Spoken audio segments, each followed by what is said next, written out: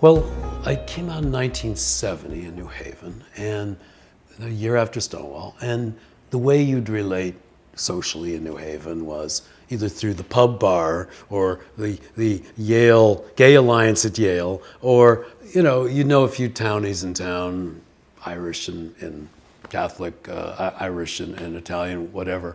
But you didn't really know cliques of people. You knew friendships. When I got to Philadelphia for grad school, and I stayed a little while working, what I saw from 72 to 78, certainly large cliques of people. I would socialize, see the same people at all the same parties.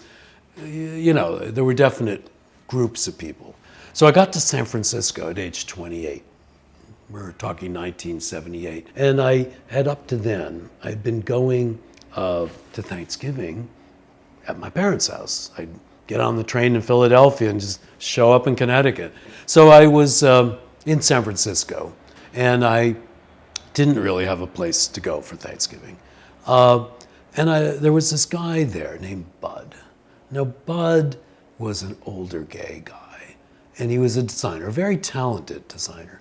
And Bud was a sweet, avuncular guy, and he sort of took me under his wing. And he's at this point 50, he's like 20 years older, something like that.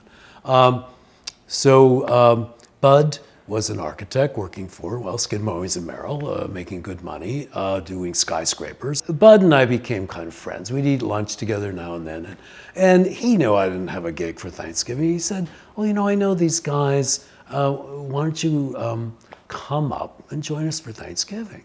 And it was way the hell up north of the city. It turns out that Bud and a bunch of his pals from the old Haight-Ashbury days that were all gay, they socialized together, and they became really a close-knit group. And they decided they would all pool their resources and buy, I'm guessing 20 acres of land. So they subdivided it into lots. And Bud did a custom house for every one of them. And they all built their gorgeous little high-style, tiny vacation homes. This clique of people had become this family of gay men with their own little village in this paradise in Northern California, 20 acres, each with a custom house.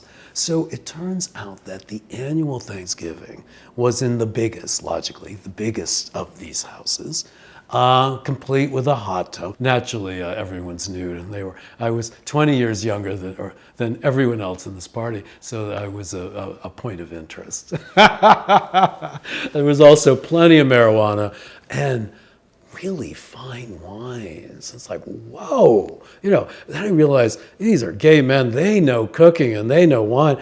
And it was gourmet Thanksgiving. I'd never had a Thanksgiving. My mother just didn't know how to cook like this at all. So the Thanksgiving was truly a feast. And it was so sweet. First of all, that I was invited to this paradise for Thanksgiving. But what was even sweeter is just seeing this whole group of guys that had made their life together as a gay family. And when I went to this Thanksgiving dinner, I felt these guys who were all older than me. Sure, there was sort of sexual curiosity, but no one was, like over me. It was more like they wanted to welcome me to their world, to San Francisco and all the wonderful lives they had shared together. This was totally a sweet group of guys that just loved each other. There was no catfighting. If there was, it was maybe some teasing, but no catfights. It was the sweetness of it all got to me, and I realized that gays didn't have to be back scratching, bitchy. They could just be loving, gentle, and embracing.